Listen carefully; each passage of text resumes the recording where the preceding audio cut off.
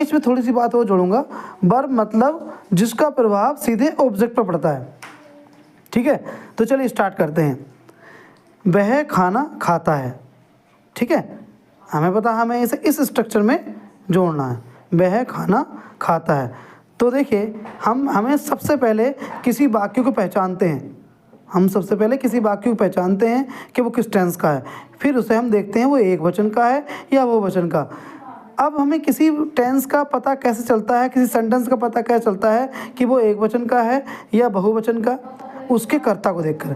अगर उसका कर्ता एक वचन है तो वो एक वचन है, उसका कर्ता बहुवचन है तो बहुवचन में। तो देखिए वाक्य है वह खाना खाता है, यानी कि वह, और इंग्लिश में से बोलते हैं ही। ठीक है, तो यानी कि वो एक वचन का वाक्य है। तो वाक्य बना ही ईट्स द फूड।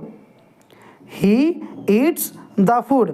मैंने आपको बताया था इसमें एक वचन में क्रिया में SAIS लगाते हैं। तो देखिए वाक्य बन कैसा रहा है, वह खाता है खाना। रूल भी है सब्जेक्ट वर्ब ऑब्जेक्ट। तो वह खाता है खाना।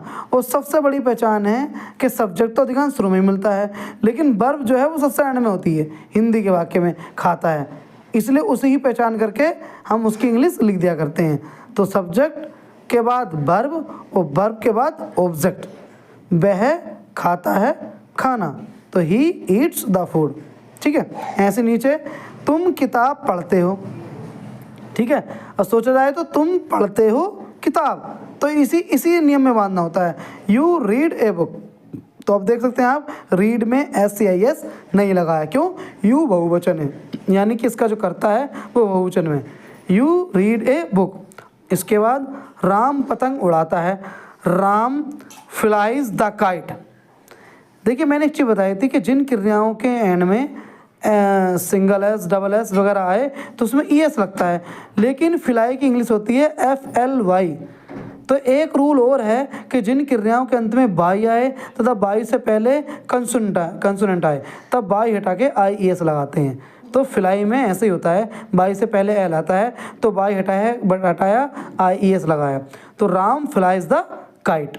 ठीक है, और मैं उम्मीद करता हूँ आपके अच्छे से समझ में आ गया होगा। मेरी वीडियो से बार बार देख के आप समझ सकते हैं। इसके आगे हम कक्षा में खेलते हैं।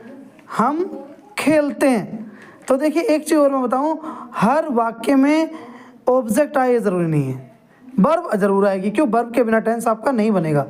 तो हम खेलते हैं कक्षा में। We play in the class. We play in the class. ठीक है, और प्ले में